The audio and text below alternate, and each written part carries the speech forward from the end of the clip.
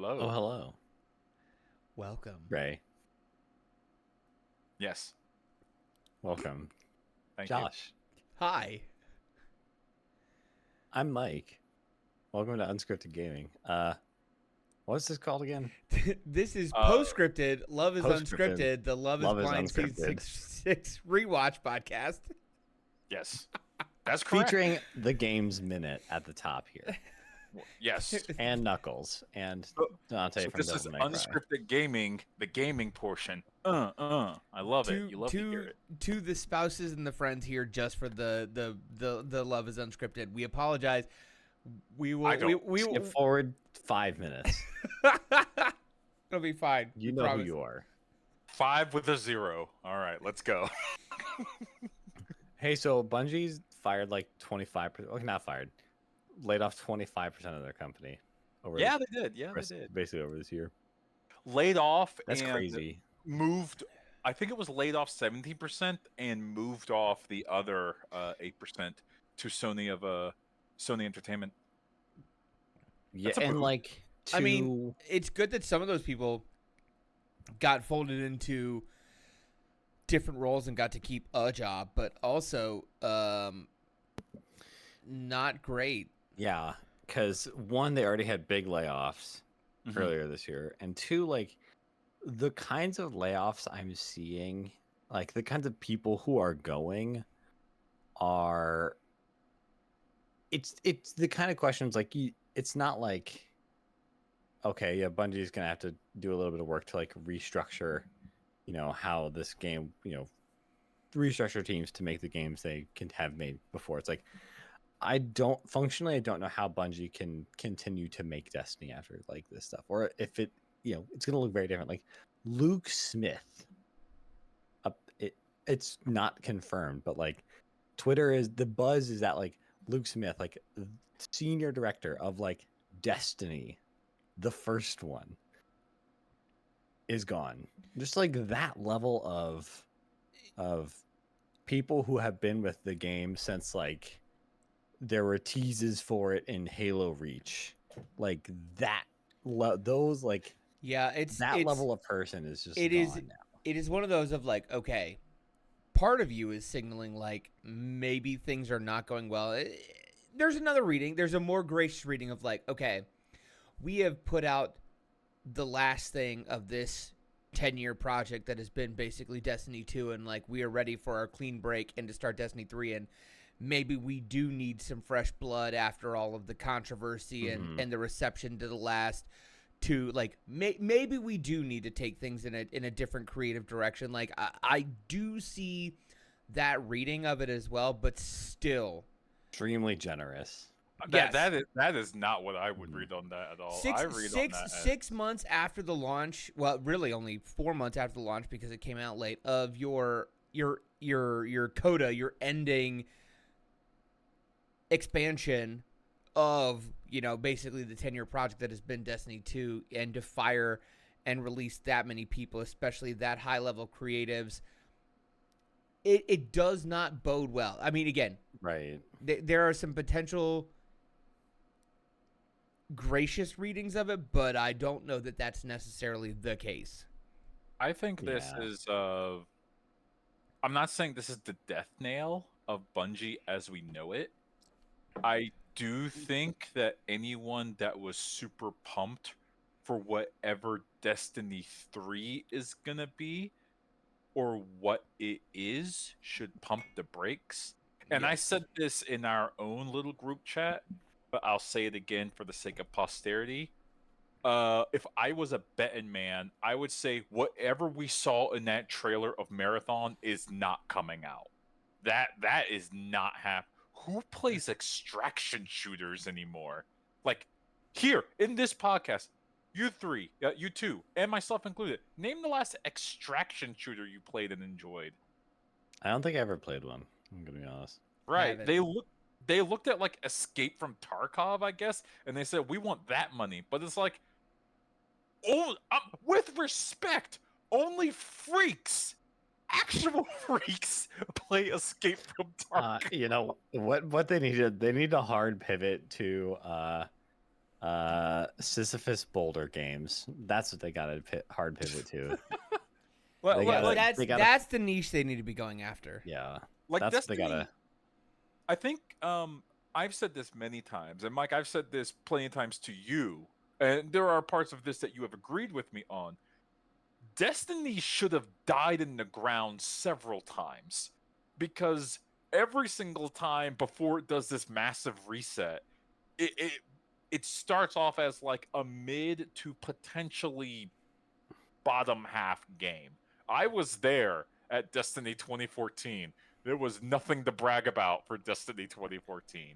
And then there was the big expansion, The Taken King, where they decided to make Destiny 1 good. And then Destiny 2 came out, and everyone lost their mind, and it was actually just kind of a bad game. just a just a miserable experience. I don't know about miserable, but I, it was on PC. It looked good. It was nice. I'll give you that. You know who Then- plays mid to terrible games? I don't know. Chelsea and Jimmy. What? Oh no. Oh, The wait, games no. net has ended. Before we go, like, hold on, real quick. We will pivot to that. Games 30 seconds. Go. Unionize, Bungie, unionize right the f now. Bethesda just unionized. I think it was a week and a half The ago. World of Warcraft team. Yeah, the did World of too. Warcraft team.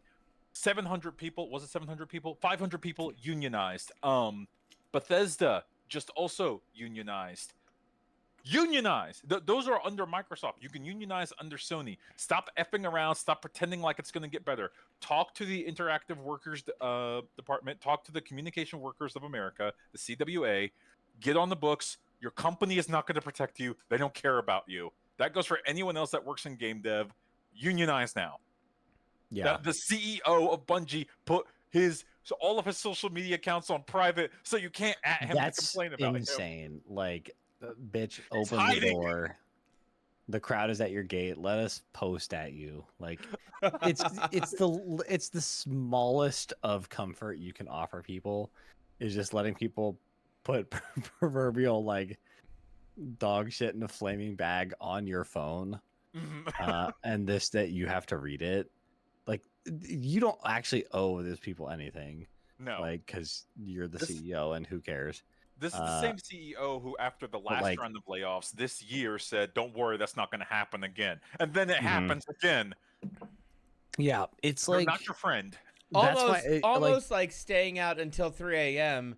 and saying, "I just Oh sat my inside God. her parking garage." we gotta get there. We gotta do it. We'll get So, there. It We'll get there. just it's Yeah. almost like Judgment is upon us. And with that, Yep. folks, All right. are you ready to answer the question? We know that love is blind, I don't. but is love unscripted? Is it find unscripted? out. That's the big question. We are here to answer today. That's right. Is it unscripted? Folks, Okay. we are in the thick of it now. We are trying to live life here in hell, as I like to call it. Charlotte, North Carolina. Charlotte, North Carolina. Bro, some of Mike- these shots are just awful. Mike's like the light shots are least favorite place on earth. just diabolical. Like, truly, it is like millennial gulag row housing. I can't believe it. It's so. You sound so it damn cracks me up. bougie. Go get out of here. I am. Fuck that place. I I mean, said it. And I'll row say it housing again. is Chad and great.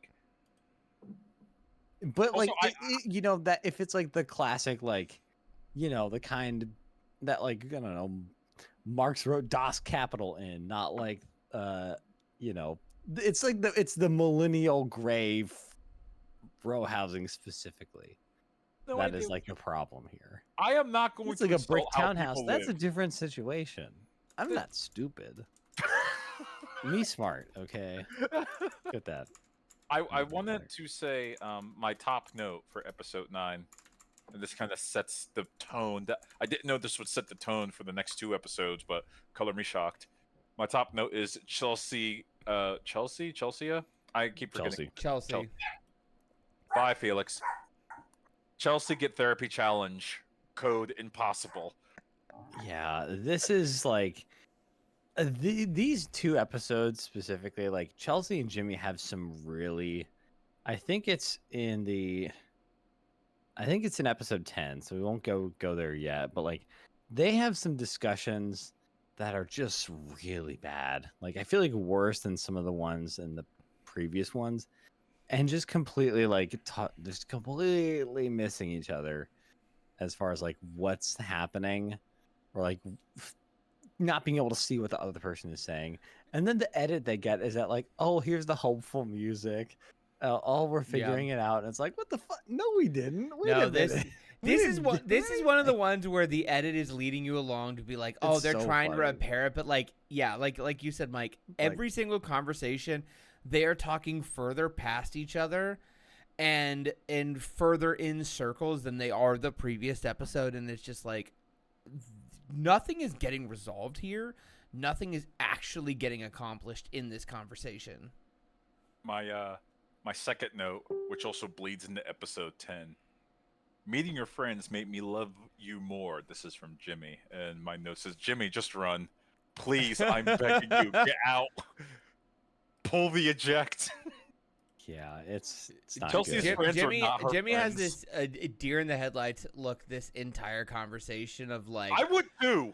I'm not Holy 100% sure what I did wrong. I'm trying to say sorry for every little thing I could possibly think of, but I'm also trying to like low-key tell you were annoying as hell and like getting you to like admit you're wrong at the same time. So it is again, this is one of those like, I don't know why people think he's got the riz, because he's literally like, I told you I loved you 5 times. Like, literally, motherfucker is walking so through, funny. like, with a notepad, just like, all right, love you once, love you twice. Josh, I'm love afraid you you're 3 going to times. have to, and we'll get this in the episode then, 10. Josh, you're going to have to just keep going to sleep mad, because Jimmy has more riz than, I'm sorry, you give him way more credit Jimmy for. cooks a little bit in episode. I'm gonna, 10. I'll Josh, get there. we'll get there, don't worry. I think again, like Mike says, this is just more of an of like an indictment on how fucking catastrophic it is in Charlotte, North Carolina, that Jimmy is the one person that they are like, this is the Riz King. I'm like, it's so bad in Charlotte. Like, it is like so Josh has bad. Established and I might be the only one that understands this joke. Josh has a JoJo Bizarre Adventures enemy, and it's Jimmy, and his stand is just another Jimmy, like doing a pose, but his stand name is Capital Riz or Charleston Riz. That's his stand name, Charleston Riz. God. Would you like to go to a Carolina Panthers game for $2 a ticket? Haha. Jimmy would be the owner of the Panthers by the end of the season. That's the trajectory we're on in this fucking city. I'm not like, once again, I don't actually hate anybody on the show. I don't know these people, but I literally do not understand your constant hate of Jimmy. I actually don't get it, because it's watching a movie. It's not that I don't. And there's a straight man. Jimmy's the straight man to me. But that's the thing. That's the thing is like, I don't hate Jimmy. Jimmy is the straight man. I hate But everybody looks at him as like, he is this like fucking Tom Hiddlesworth like suave motherfucker. And I'm like, buddy, it's jealousy. You're envious. No, because motherfucker can barely get through a sentence without tripping over himself and being like, baby, I told you I loved you 5 times. Also, let's have sex less because I can't keep up. Dude. Motherfucker does not have it. But it is so catastrophically dry in Charleston that I am going to say, hey, but he stop gets having cast sex on the show. Yeah, it's bad. It's bad, and he is not the Riz King. It's so bad. I actually did take a note on that. Jimmy's like, I had trust in this experiment. This is actually moving along in the episode. I trust in this experiment because, of course, they do a logic evaluation for all the contestants, and I wanted to put the Homer Simpson meme of Homer smiling, just saying, no, they don't. No, they look for the messiest bitches, and of course they find some. I bet the producers were like, we need a straight man so they can get set up with like the sloppiest person here. boom, it's Jim. Get in here. Come on, you little ragamuffin. And of course, the other people that don't make it, they probably like, whatever, it just didn't work out or whatever.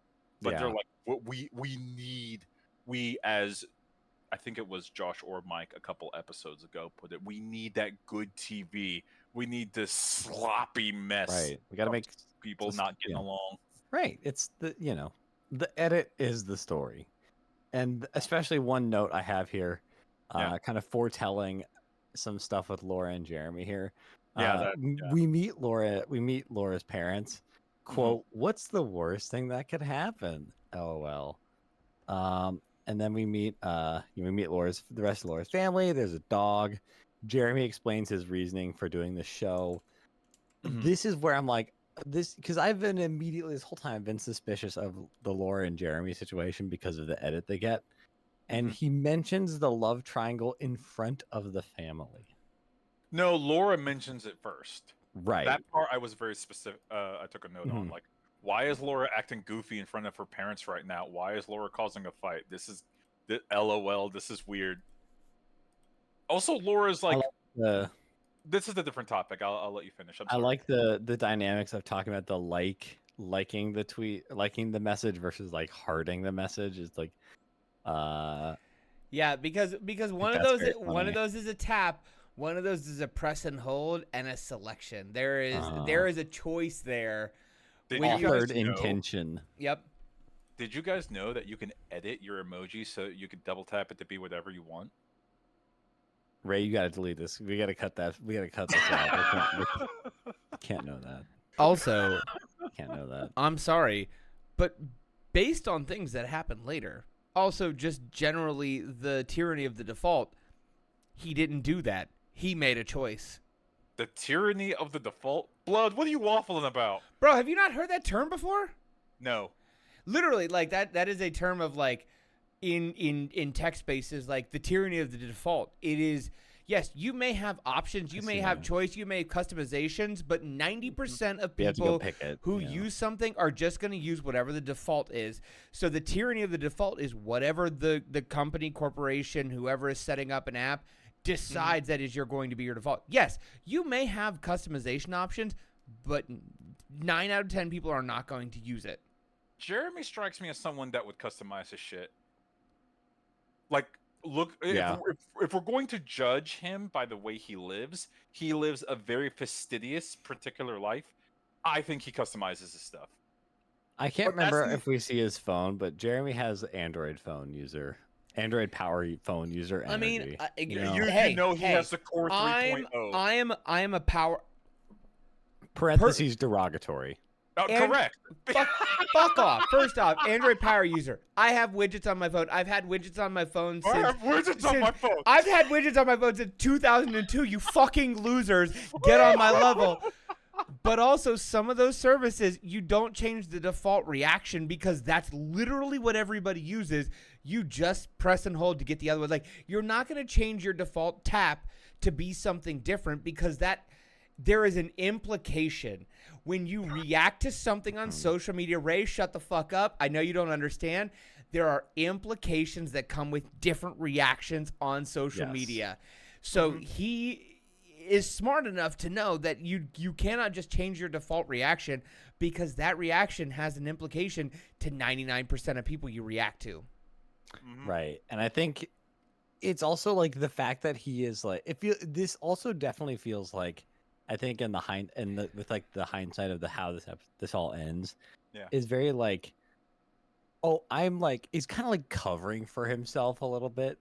Does that make sense? Is that too out of pocket to say? Because it's like, look at me doing this and this. I think it's a goofy ass conversation to have, like when someone's parents are visiting. I think that's like the weirdest thing. No, see, and this is one of those like you watching this show for the first time. I don't have as much context. Isn't that the point? But here's the thing: is like. Now we are in the 6th season of this show. We are in a the dozenth iteration of this. People coming in already have an expectation of like what life looks like in the pods and like how some people do have. Wait. Back up. Do you want my opinion of what it's like to watch season 6 dry or not? No. Not in this moment. It's like, well, Because you're like, because I do think in a lot of the conversations your perspective is valid, but in this one where Laura is talking about a love triangle, like people who have knowledge of the show are going to expect that, or going to at least say like, oh, there was a love triangle. Yeah, that's what happens on Love is Blind. Like, you have these intense emotional connections and you have to make a choice in those moments. So like Laura bringing that up, I can see how you would see that as an insecure moment and kind of weird, but in the context of like people who talking understand about the relationship of like the show and the experiment that they embarked on, it is perfectly normal to say like, yeah, we were involved in a love triangle, #, typical Love is Blind. You know, he was caught up between us. This show weirder than. Right. Well, I guess like explaining it to your parents too, like giving them like the plot summary. I kind of see that point, Josh. Well, I think it would be in this, especially for them, you're not telling their love up to this point. What we have seen so far, you are not telling their full love story if you don't tell the story of the love triangle.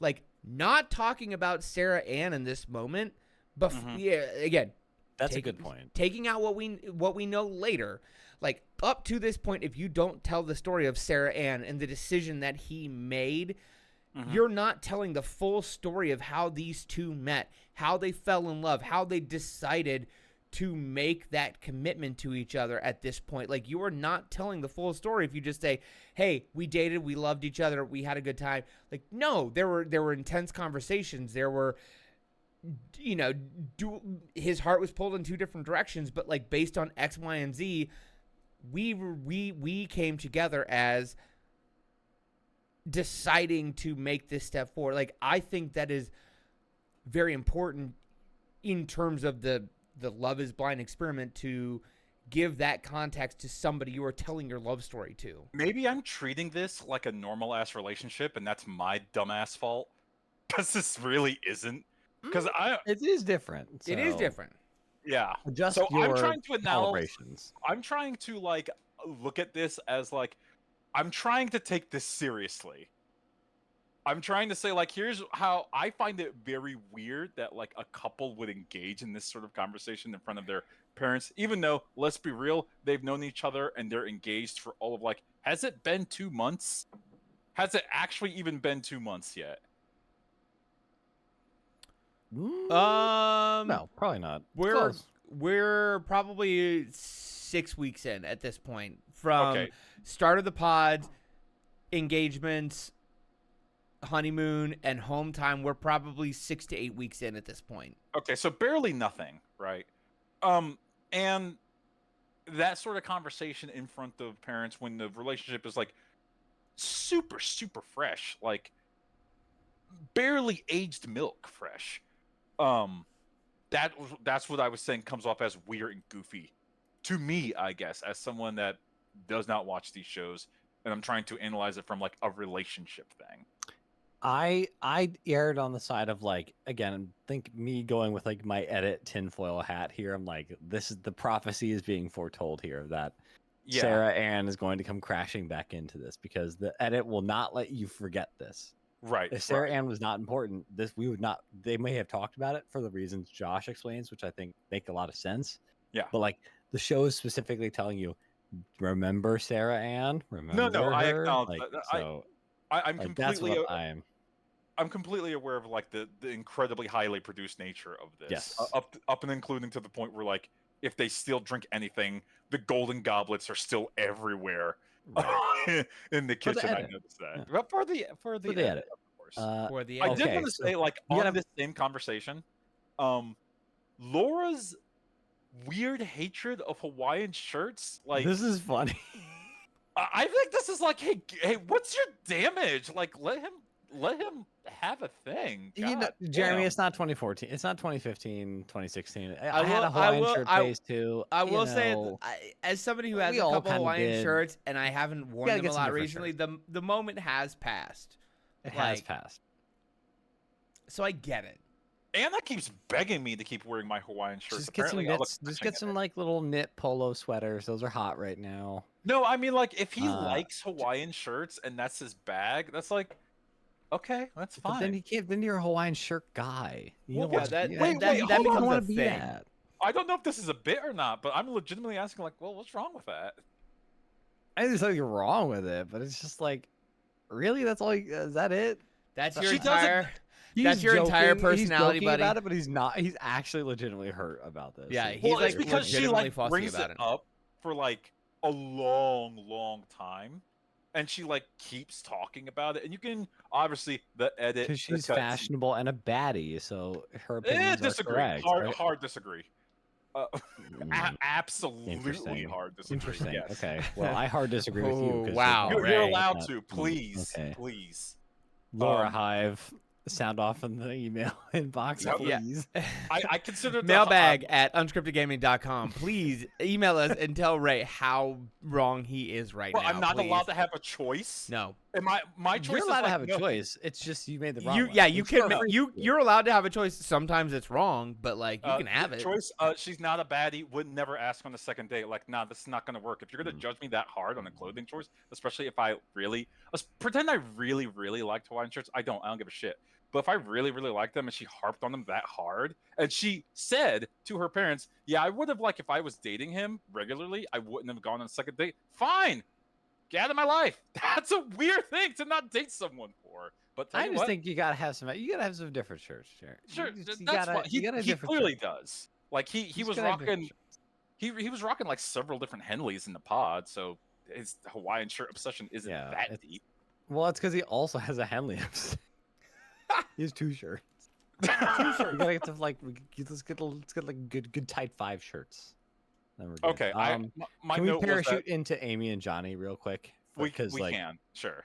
Because Amy and Johnny is the only reprieve we have from the nightmare of literally everybody else. The nightmare of everybody else. And like Amy and Johnny are like chasing each other through the house. They go to a dance lesson, and I'm like, it's so sweet. We get to meet Amy and I think we get to meet Johnny's family, and they're so funny because they're just like a bunch of Johnnies. And like Johnny's sister is like, tell me about the pods. Like it's so funny. They all have gold necklaces. Like they're just all Johnnies. I It's kind of all zoned Johnnies out all at the way that down. part. The whole family. I loved I it. zoned out because not because it's like it was bad or anything. I zoned out because it's like, that's fine. It's whatever. Yeah. It's Amy Johnny. And it's just I love meeting Johnny's family because it's just like those are it's like you kind of forget how much you and your siblings are related sometimes until you're like all in the same room. Yeah, the And Thanksgiving you're like, dinner thing. yeah, you're like, oh, we look the same and all act the same. And it's great. And that's and it's extremely that case with Johnny's family. And I just think it's very good. Yeah. Let's check in on our AD and boy, Clay. the Clay Station. No, I have a note saying I think I Yeah. hate AD now because she says I have dreams of being a landlord. Like, oh great, I hate you. Amazing. You know. No recovery from that See previous notes of podcast lore for thoughts on property rental. Yeah, I think the parent meetings go okay here. Well, that's not true. I don't think they go great because let me just read what I got here because we meet the Clay AD meeting went like weird real quick. because we meet Clay's mom and his sister. Mama like has like interview questions for AD. Like she's ready. I like Clay's mom. Like she shares her sweater, which is sweet. Clay is just like, I love work. I love working. I love the grind set. Yeah, like, I have that note. Clay is on a 5-day a week, potentially 7, depending on the deal. Grind set. He said, I own an Airbnb. I got jet ski rentals. I'm in tech sales. And it's like, oh man, I don't like you either. Yeah, it's just like congrats on sucking. Yeah, we get a lot of. I think there's more AD and Clay stuff to work with in the next episode. Yeah. but definitely like it's just it's hard to get a read on like what's going on here because Well, I like Clay's mom, but just like it's like he's so focused on like I on don't know, work, like he's yeah. on. He's like, I'm trying to think of a non-derogatory way to say this. It feels like his frontal. I don't know how old he is. I forget. Uh, Uh, he's on the younger ones, it definitely. it feels like his like frontal lobe has not Bluetooth connected to the device yet. In a lot of He ways. he feels like the type of person that watched a lot of Andrew Tate and took whatever Andrew Tate said very seriously. Oh, I kind of see that. Like, Yeah. it came away like mostly okay, but like every now and then, Clay will say something, and you're like, "Well, Clay, what do you mean by that?" When he Uh, said that AD, I'm starting to work out here. I'm out here working 5 days a week managing my business. AD though, she just started working. So she's just starting to get set up. It was like, whoo! This is a good conversation to say in front of your mother now, isn't it? it's just like, oh, it's Also, it's just he was hard to get late. like a He's late to every single meeting. Spoiler alert for episode 10. He's yeah. never on time for anything. I He's in got to do the grind. That's like, dude. I will say I love Clay's mom in this interaction because like Yeah. Clay's mom is good. she does the really good balancing of like my son is my ride or die. I will always take I'm always on his side. I'm always on his side. But that doesn't mean I'm not going to call him on his shit and like when something doesn't necessarily pass the smell test, like I am going to be like Clay baby, I always got you. But is that really what's happening? Like, and he kind of starts, well, he does that like, well, maybe mama, she's just like, I really appreciate that in her. And I'm assuming some of that comes with things we learn about Clay's dad later on, but like, she is very good at holding like cutting Clay through some of the stuff, like holding him accountable. Yeah, and she doesn't do it in the heavy-handed you're wrong, but just like, baby, you want to try again? And he's like, well, okay, mama, like maybe, and you're just like, okay, yep. She's got that little just like, she challenges him, and he's like, okay, yeah, you're right. I maybe I need to be a little more understanding here, kind of thing. So, they do get through a nice conversation eventually. Yeah. Mm-hmm. Okay. Josh, any other thoughts on this episode before we get into the bombshell at the end of episode 9? No, we got to get into it. So, that being said, the bombshell here is this Laura Jeremy kind of breakdown here. Basically, the gist is, Laura. Well, my notes. Laura is pissed. Jeremy is wearing sunglasses inside. He was out until 5 a.m. And very much seems to have hit it off with Sarah Ann here. And there's additional like levels to this of like, hey, do you want to tell me how it all went down here?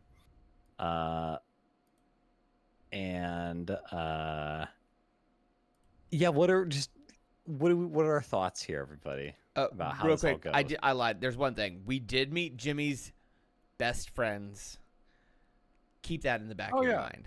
Keep that in the back of your mind. Oh yeah, we met Jimmy's friends. His the background best was so friends. distracting there. I forgot to mention that. And they're both females. But they seem cool. They seem cool and cute. Keep that in mind. Buddy, this conversation, like, this is so good.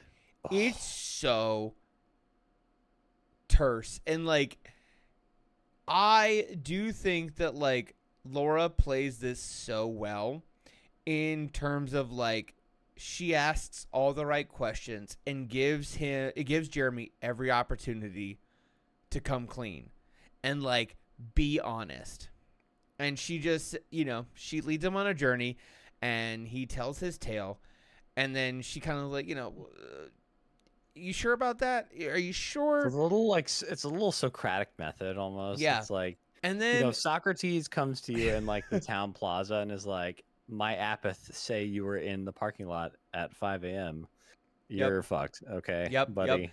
And This, then yeah, like once he kind of like doubles down, I'm like, yeah, this was nothing. She's like, okay, buddy, but like, I have these receipts that you don't know that I have that suggest some nefarious thing. Like like one of these things. Like, okay, one of these things does not infidelity make, but I have 5 different things that are all adding up to a kind of unclear picture. And then Jeremy starts getting really fucking defensive, which is never a good sign, if you ask me.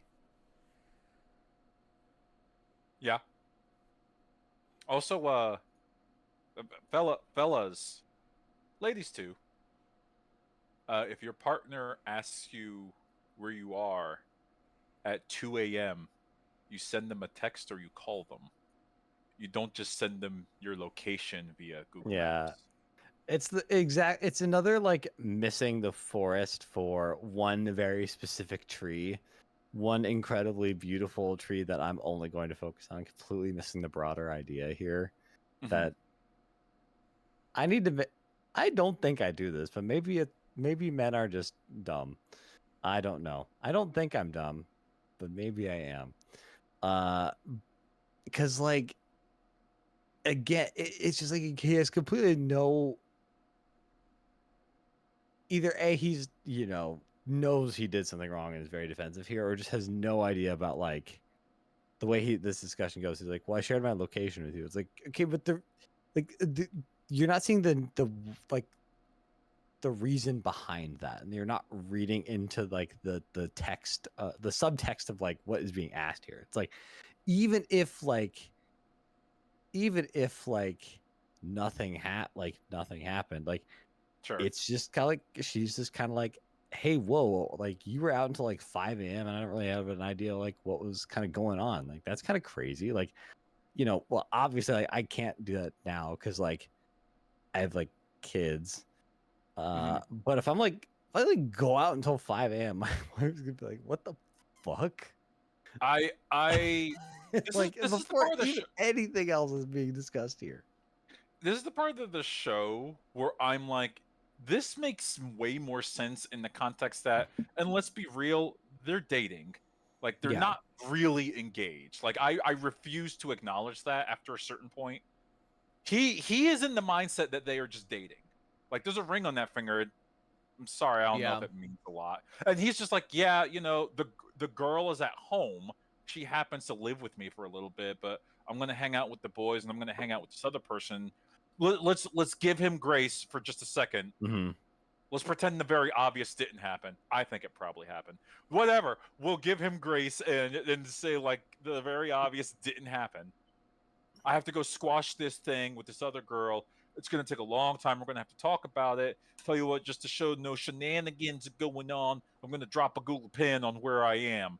And it's like, yeah, you tell you what, talk to any engaged modern couple, and no one would find that acceptable. Literally, no one.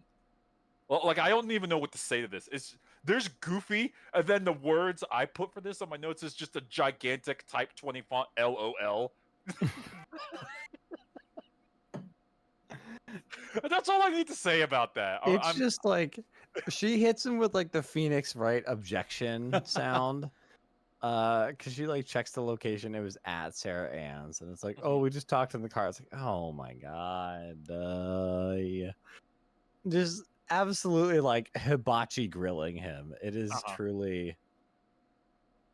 I just yeah, So like I don't really know if I have anything else productive to say here. Sorry, Ray, there's go ahead. the whole conversation was just like, dude, for all the Jeremy defenders, for I guess if they are out there, I'm sure there's a subreddit for this.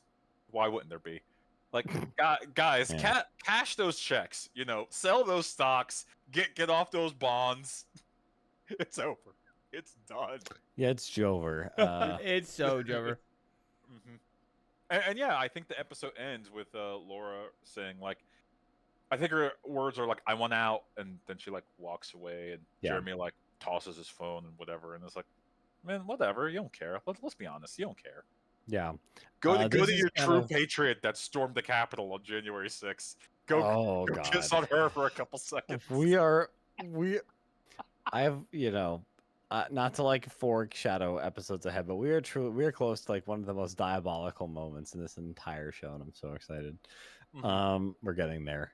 Yeah. So next episode opens with like Jeremy's at the dog park with his mom, and she's like, "Are you stupid?" Yeah. And he's like, "Yes." But again, still doesn't quite get it. Like it's like he doesn't understand. It's like Laura's mad at me for some reason. It's like Laura's mad at you for an extremely understandable reason. I like when his mom said, like, "You're lucky all she did was just yell at you. I just stayed up waiting for you." Like, yeah, that's the correct answer. That's actually the correct answer. It would like the classic 1950s rolling pin under the arm, tapping the foot, waiting to pop him over the head. Yeah. literally sitting in a lazy boy that did not exist in that room before. You open the door, you see an unfamiliar chair, and they scooch around like, well, nice of you to come home. She has a fainting couch, but she's standing on the fainting couch with like a rolling pin or a cast iron pan or something like that. Mm-hmm. I like that. That's all you see of Jeremy's mom. She just appears like, aren't I supposed to meet like the fiance? Well, that didn't work, Mom. Well, because I blew up, she's Mom. mad at me for some reason. It's like, again, like appealing to that. It's like, oh, it's a mystery. It's like, no, it's really not. Yeah. You're just choosing to make it that because. Which is weird because. Sorry, go ahead.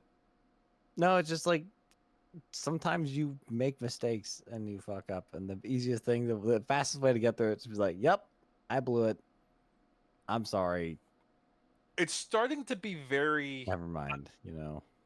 It's starting to be very apparent to me, to when someone.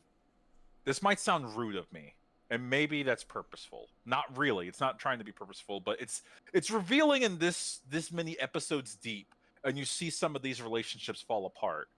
And you start to see like, okay, now I see why your dumbass wanted to go on this show where no one can get to actually know you. Because you're a fucking disaster of a human. This is what you need. You need a barrier so someone can't see the worst parts of you until it's too late. Look, no one will know that I'm on phone until. Exactly! I was thinking of Kenneth when I was saying that. Like, guys, if you take away my phone for 2 weeks and I get to the pods, oh God, I'm not gonna fuck it up.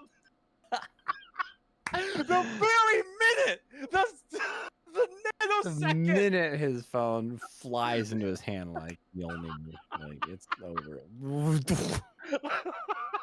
I got this exact same message from I have Clay to text too. my friends from work, wife, who I'm gonna marry in 4 weeks. I have to text my friends from work. Right. Don't worry, Clay's getting it next in this next episode. They're all getting it. Clay, no one is innocent. The only people who are innocent are Amy and Johnny, who Amy and Johnny, yeah, they're innocent. Everyone's getting a piece of this action. They are building IKEA furniture. If they have a parent meet that like goes great, I would again, our only reprieve from our nightmare in hell here. But thank you, Amy, Johnny. Please, God, save us. AD and Clay have some. We meet AD's mom. Jimmy's mom first. We want to do Jimmy's. Okay. Yeah, Jimmy's family is like. There's Southern, and then there's Jimmy's parents Southern. Yeah. They ain't never gone for a road trip and saw a sign for a country fried steak that they did not stop at. With the sweet tea, thank you very much. They had that. They are gonna visit all 1,000 Cracker Barrels across these grand United States. You know damn well these are the people that have like. Did you see that they're selling the Buc-ee's bikini? I need to get me a Buc-ee's bikini. Hold up. Wait a minute. because I actually like went to a friend's bachelor party and they did have a Bucky's bikini, and that was adorable and funny. But they bought it in the sense of Okay, good to know. Interesting. there's Bucky's trunks too, Oh. swimming trunks. You too Oh. can I wear a have beaver. a Bucky's bucket hat. A bucket hat makes sense, but you too can wear a beaver where you're. I'm gonna stop right there. Yeah, I will Jimmy's say- parents. I love the quote. We communicate so well. We're good at fighting. Like, I did find that like no, you're that's not. yeah. They're like, oh, we haven't even. I like how Chelsea said, oh, we haven't even had like real fights. We've just had little arguments. Like I'm sorry. Am I allowed to finally just call her just a compulsive liar? Because I think she's just a compulsive liar. This episode I think features. This was a dark moment for me watching this show. But I flipped to Jimmy's side of the fight here on the one they have in this episode later. I've been on Jimmy's side since like episode 4. I think. Okay, well, Maybe okay. I'm Well, trying to explain my narrative arc here. Go Fine, to your arc. Go okay. to your arc. No, it's fine. We'll wait.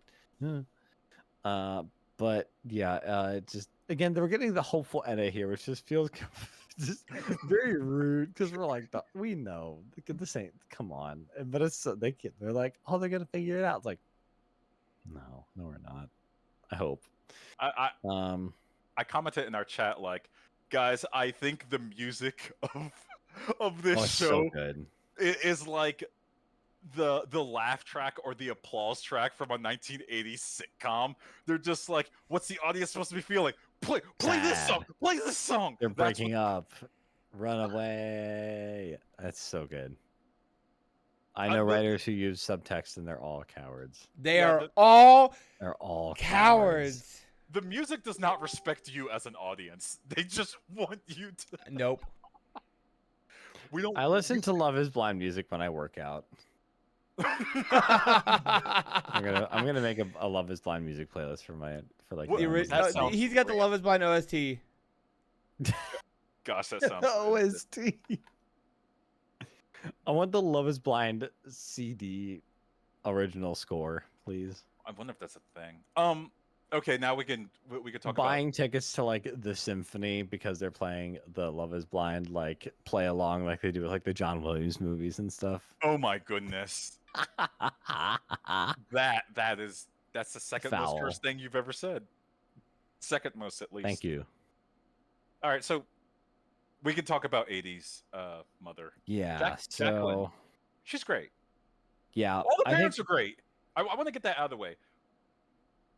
I have differing opinions on like the people because I barely know them, but I think because the parents aren't really that involved with the show, the way that they're presented is like, hey, these are wonderful people. I'm glad you have these people in your life. Yeah, I think the mom gives it pretty good because she like talks about how Clay's parents were like married and then divorced after 24 years. I think she gives a lot of like good like real world kind of like thoughts on that, and I think you're right, Ray. It feels like the parents I think give us some of the most like interesting, insightful nuggets to like take away about life in this show sometimes. And I know this is like, yes, it's a product. Yes, it's a very produced show. Yes, it is like these all in a lot of ways. These are people are edited to be characters, but like the parents are like a window into like kind of the real worlds of this sometimes. It was actually it's like a good idea. Hang on to that, I think. It's actually really refreshing just hearing from these other people that are not so goddamn desperate. You're just hearing about just from their family, and their family, most of them, I should say, just give like these, as you said, these wonderful little pieces of like wizened advice, and it's like, hey, this is nice. This is a break. This is a breath, because sometimes I would have to throw on Balatro, a great game if you haven't been playing it, just to be like, I need to distract myself from this right now. But the parent sections, I would like stop my little like blind, and I'm like, let's listen to these people talk. This is pleasant and nice. I like Jacqueline. I like what Jacqueline, AD's mom. That's it. 80's first. I didn't know. I don't know what the D stands for, but Amber. I didn't know that. I just learned that from hearing her mom speak. That's like really cool. Yeah, I liked her a lot. I think we should probably. Wait, I think. I do want to cut one thing that Hmm. Clay said that like really grinded my gear for some reason. Clay Yeah, go called ahead. Clay called himself the ghetto Barack Obama, and I wanted to put my fist through the monitor. I can't do this. I can't do this. No comment. I don't think I can comment on that. I What was I gonna say? I think like just one last thing on like AD and Clay before I think we probably our last big thing here is Jimmy Chelsea.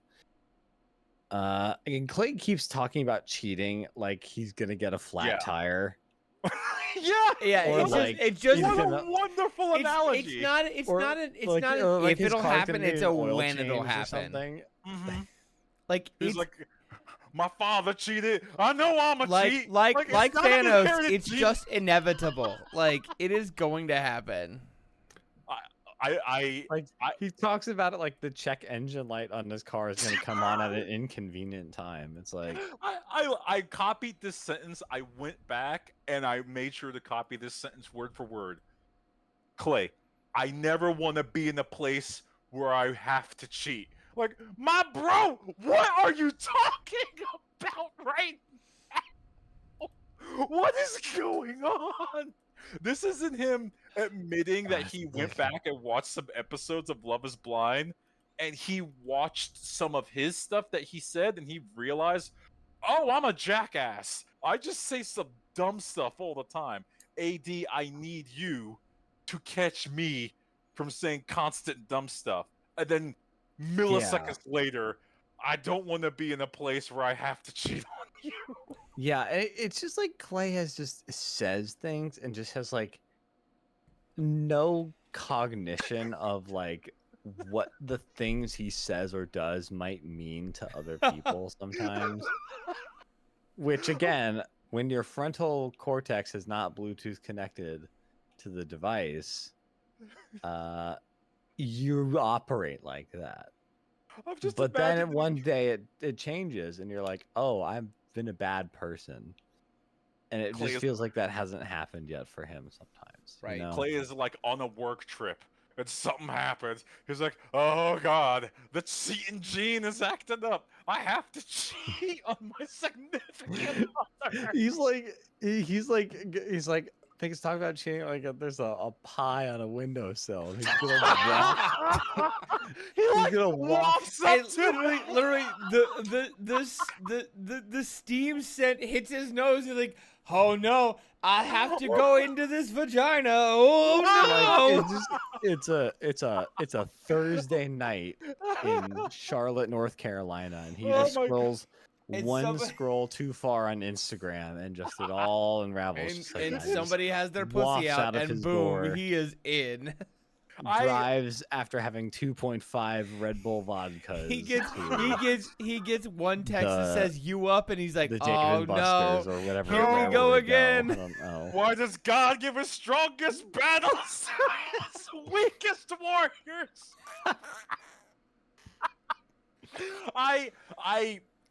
This is why Clay has to go on. Clay has never met a "you up" text that he hasn't absolutely fallen in love with. That he didn't instantly answer because he was grinding. He replies back OMW every single time. He needs to get an Uber. He gets a Lime bike rental. He gets a scooter. It don't matter. But he is on his way. He is already walking. He already left his building. He's like, I got the walking directions. I got the public transit map. Again, not an option in Charlotte. I feel sorry for AD actually. At this point, AD's kind of his therapist a little bit, and it's like AD needs. I think they both kind of said it when they were on vacation. They're like, hey, we need to go to therapy together. And, you know, I'm not in a place to ever prescribe someone, hey, go get help, unless they're like, I'm their Unless they're manager or something Chelsea. like that. Chelsea should get help. I'm not a doctor, but Chelsea should get some help. See, We'll okay, talk about Chelsea in this episode. We'll get actually, there. here's my thing. Okay, you know what? I can also say to AD, baby girl, go get some help, because every red flag you said you learned to avoid, you found in Clay. So, girl, your work's not done. Go back. Go back and keep grinding a little bit. This is again back to the whole like this is why you're on Love Is Blind, because that is a catastrophic thing to just say out loud, and he said it with his chest and he meant it. And imagine telling your significant other, listen, I don't want to be in the place where I have to cheat on you. Like, What the fuck? That's fucking crazy.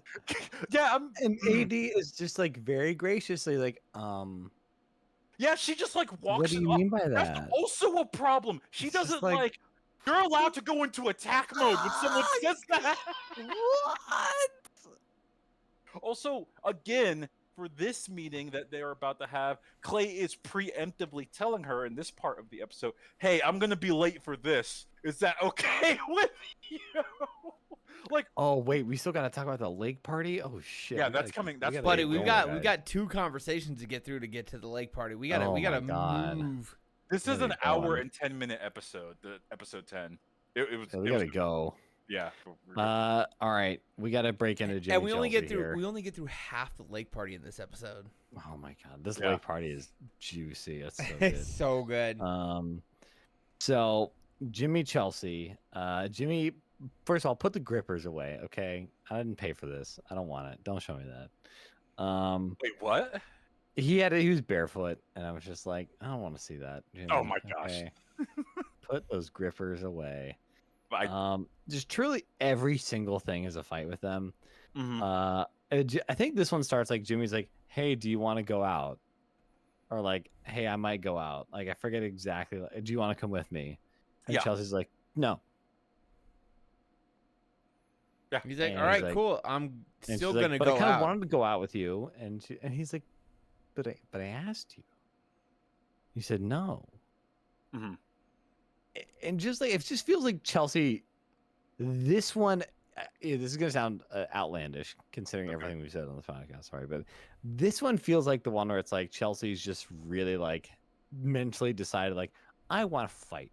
How do I start? What's the Yeah. fastest way I can start a fight? This one more than any of the other ones, to me at least, felt like the one where she was like, "I'm starting a fight right now, and here we go, fight." I was actually asking the question like, I know some people in life, in all of our lives, just say some really outlandish things, but this was just like, I'm with Jimmy 100%. What is happening right now? Is this a bit? Is this acted? Is this for the show? I'm willing to believe this is for the show. Like, if this got revealed that this was a script, I 100% believe it. Because this didn't feel like a real conversation normal adjusted people in their 30s have. But because she's Yeah. just freaking out. I mean, well, I think that's it right there. You know, So it's not normal. You're right. I think this conversation is a little like this is one where I feel is a little more like one of the more real and raw conversations that they have. Like, Yeah. yes, she is looking for a fight, Mhm. but it's because in this moment she does want Jimmy to prove something to her. And she does go about it in the wrong way. But I do understand her saying, I am engaged to this man, Mhm. and he has told me about his best friends, his closest confidants, Oh, yeah, the people he tells this is the everything big to. one, Because yeah. this is the conversation where it's like, in his best friends, it is revealed that he has slept with one of them. And this is something he said off camera. He Off specifically camera. told her that off camera because he did Yes. not want his friend's business put out there to God and sundry. And Chelsea just pops off and says, "Well, we're having this fight, so I'm gonna say that loud, like, It's like, whoa, ah.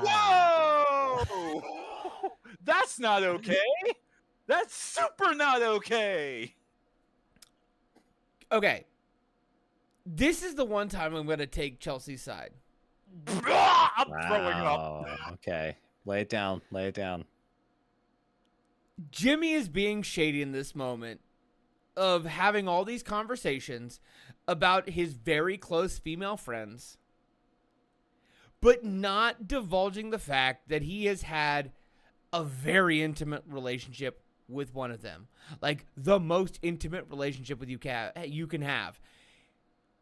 It may be the case that they had that moment and were like, you know what?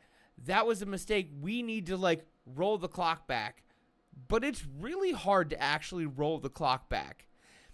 And as a person who has had relationships with women that are nebulous at best, you have to be upfront with that from the beginning. Otherwise, it feels like you're hiding something.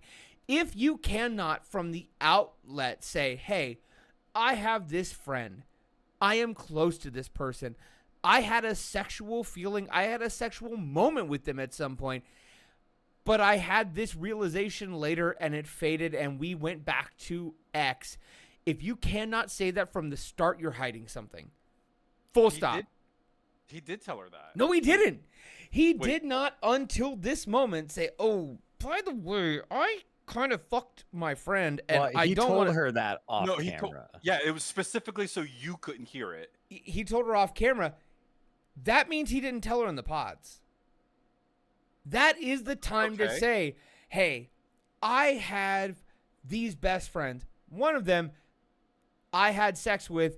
We were in a vulnerable moment. Like, in the pods, that is when you lay it all bare. You are just like, I am an open book. If you are talking about your female best friend in the pod, you get into the real world, and then off camera, you're like, okay, hey. I kind of see like your Hey, point. remember that best friend I told you about? I kind of fucked her, and I kind of had feelings for her, but we decided to go back on it, but I don't want anybody to know. You're hiding something. Full stop. Jimmy I disagree with this. You're wrong. Jimmy is hiding something in this moment. Hold on, give me the grace. I'm letting you say your thing. I'm not calling you wrong. I'm just saying I disagree. Do you see the difference there? But why would he not then say in this conversation about his best friend with a potential future partner, my best friend I also fucked? Okay, so to backtrack, in this lore of this show, he did tell her, specifically it was off cameras. He makes kind of a big deal about it that she goes really loud with it, which, by the way, huge trust break. That's not okay. So he told her off camera after they were engaged. That is a huge breach. Yeah, because, again, they've been engaged for, like, how many weeks? Like, there's a lot. You have to, in this conversation, you have to throw that out of your mind. It doesn't matter the time frame that they have been engaged. It matters in the relationship of this experiment and what they are trying to do in it. Yes, it is not the normal, hey, we're dating, we go on a couple dates, we have a conversation, we've been together for a year, we're going to get engaged. We are in the context of this experiment where we spend 2-3 weeks intensely in these pods, not seeing each other, bearing our souls and telling everything about each other that we can. It feels like to determine if we can spend our lives together. Yeah. In that moment, you say, hey, I have these friends. They are so important to me. They are my best friends. Oh, by the way, one of them I slept with.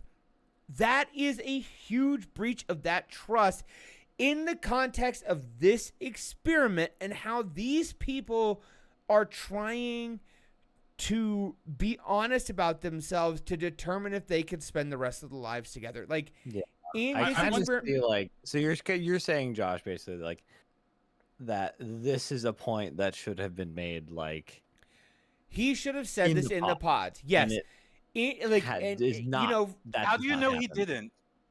because she's talking about it being made off camera. The only time that they could be any time though. You No, don't the know only time frame. they could have been off camera is here back in North Carolina, weeks after they've been engaged. It could have been off camera in the pods. Nope, It could have been there's no off- time off camera in the pods.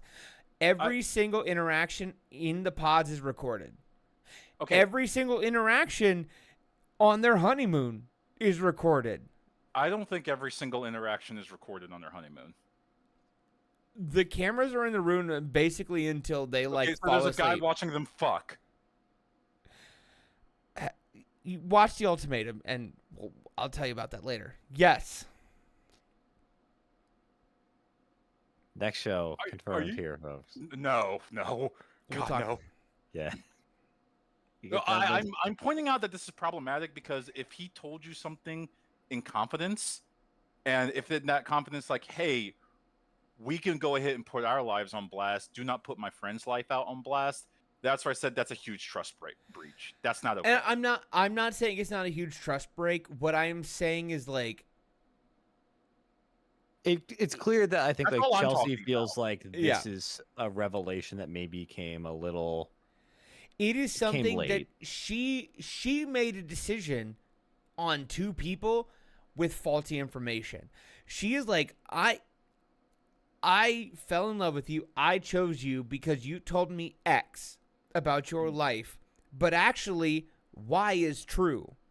You did not give me this additional information, and that could have impacted the decision that I made. And like, yeah, technically I'm putting your friend's life on blast, but like your friend's life is on blast because your lives are intertwined in a way that impacts our future marriage.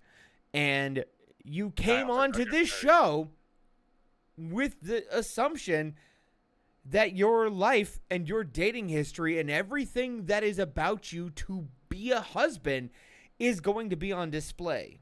So here's my I confusion. think like time wise, He does not get to say, "Hey, he does not get to say to Chelsea, I am going to be your husband. I am going to be your everything." But there is this one thing that I'm not going to tell you about beforehand. I'm not going to tell you about beforehand. I'm going to tell you about after the fact. And I'm also going to expect you to be really chill about it and never speak about it publicly ever. That is not fair to Chelsea in a normal relationship, let alone on a show like this. Like, it is not okay to like say, "Hey, I fucked my best friend, but I don't want to talk about it," in a normal relationship, let alone to say, "Hey, we're on this pretty public dating show. I fucked my best friend that I told you about, but I didn't tell you that I fucked her, and we got engaged, and I expect you to be fucking absolutely silent about it." Jimmy fucked up here in a normal relationship, let alone in the Love is Blind relationship. I really don't know how I'm supposed to analyze this show. Am I analyzing this show, or am I looking at this from like normal relationship status? I mean, you're supposed to be looking at it in the show, but you often look at it as a normal relationship, and he fucked up on both sides. Like, he fucked up on the show. He fucked up in a normal relationship. Like, a normal person would be mad if you told them X number of time later, "Hey, my best friend, I also had sex with them. I forgot to mention that." A normal person in a normal relationship would be like, "Hey, that might not be a cool thing for me. I might say goodbye." Like, that is not okay in a normal relationship, let alone. I'm actually with Jimmy here. Jimmy's wrong. When he, Jimmy's wrong. No, let me finish. When Jimmy says, "Are you making me choose?" I'm reducing the actual wording. When Jimmy says, "Are you making me choose between my friends or you?" and basically she's like, "Yeah." It's like, "Cool, my friends," and then he walks away. Like, cool. You guys have known each other for like a month and a half. That's probably the correct way to go about it. You've probably known your friends for like years. This and years and years. whole, But he this also whole had sex with situation one of again, them. Like again, is that changes the dynamic. Also, she has male friends. One of them was a best friend that she fucked. But she Like, was her husband. She was again, hangs out with him. I try not to give Chelsea too much credit, but she was open about it from the beginning. She admitted it. She put words to it. She talked about it. She did not couch it in this like, hey, we're best friends. Oh, by the way, Actually, we're exes. ooh, yes, sorry about like there is the context is different when you own it and name it from the beginning versus actually, by the way, my best friend. Fox. Yeah.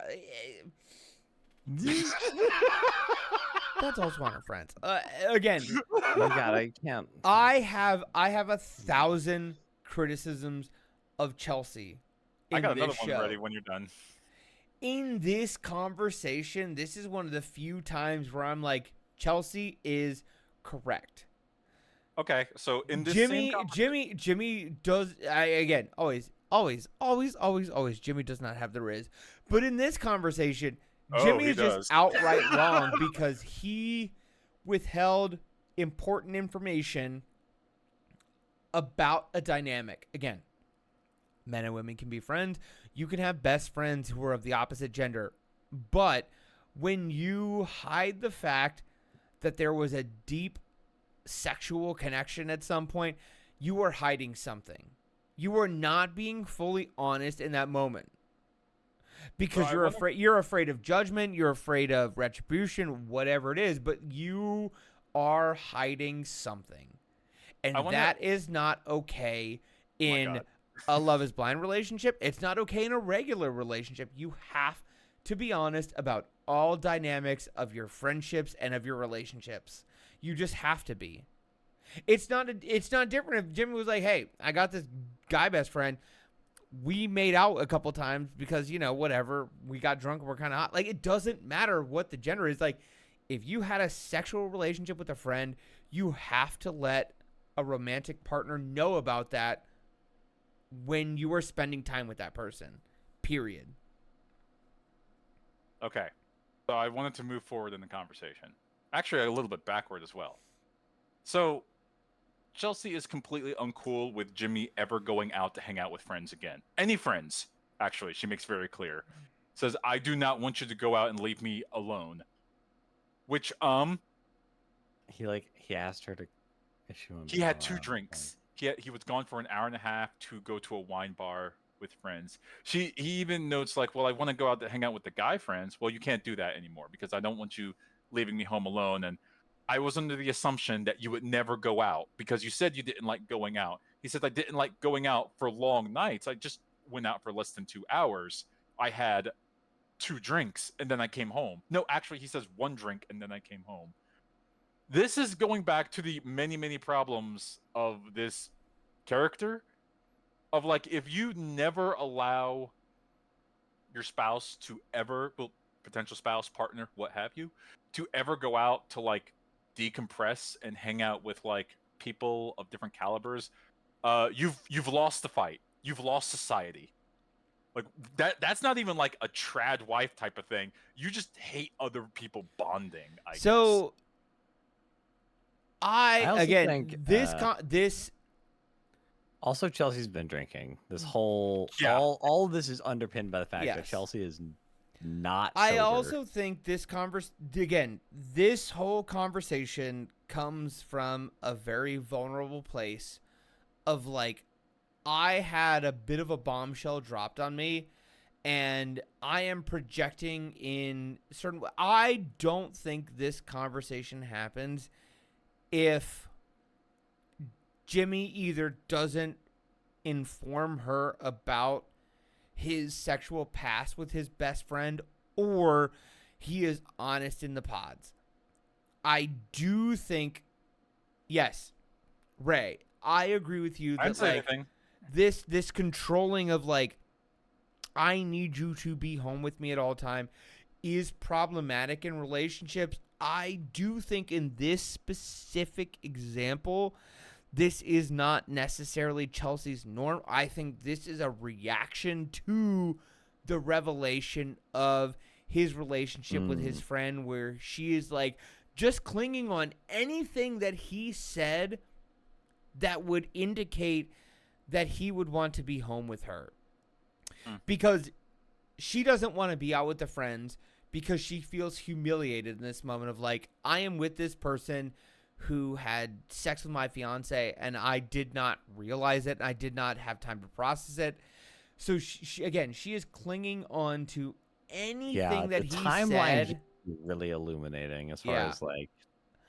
I think this moment is uniquely created by the lack of information and accountability by Jimmy leading up to now.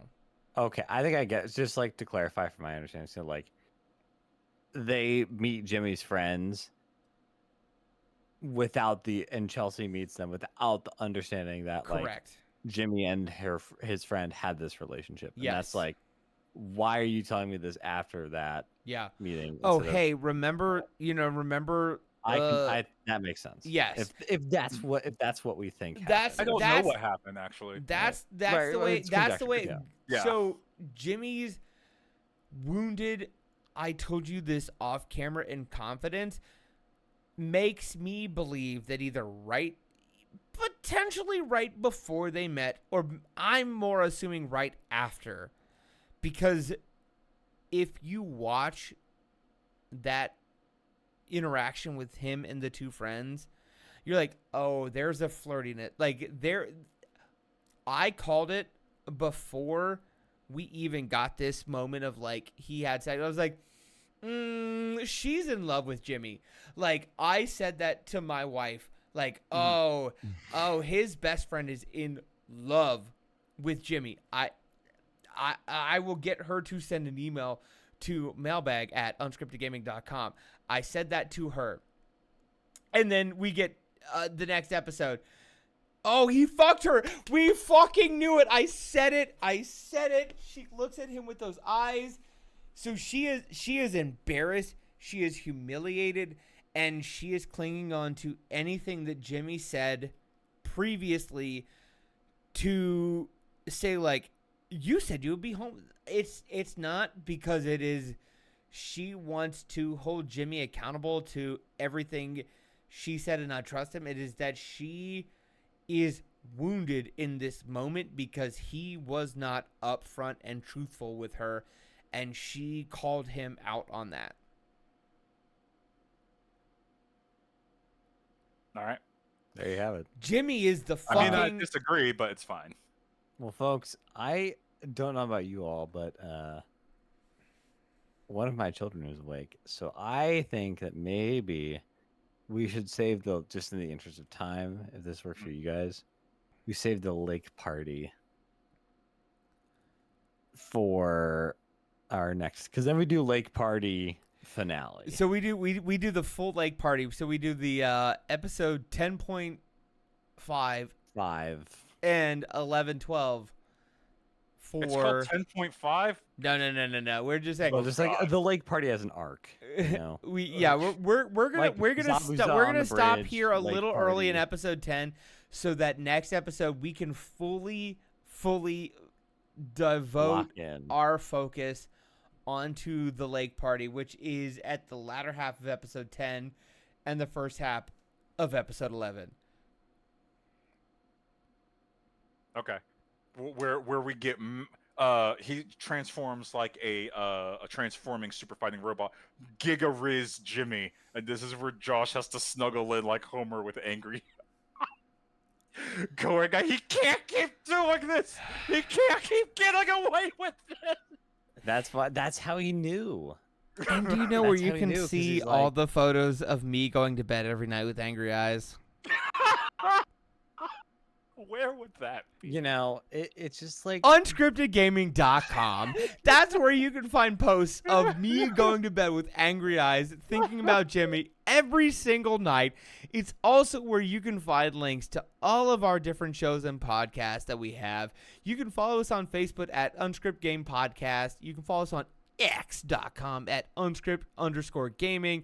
You can follow us on soundcloud.com/unscripted-gaming. You can get audio versions of all of our podcasts on all of the podcatchers. You can get us on YouTube. Thank you for listening to Unscripted Gaming, Postscripted, Love is Unscripted, the Love is Blind Season 6 Rewatch Podcast. My name is Josh. My name is Ray. My name is Mike. Peace.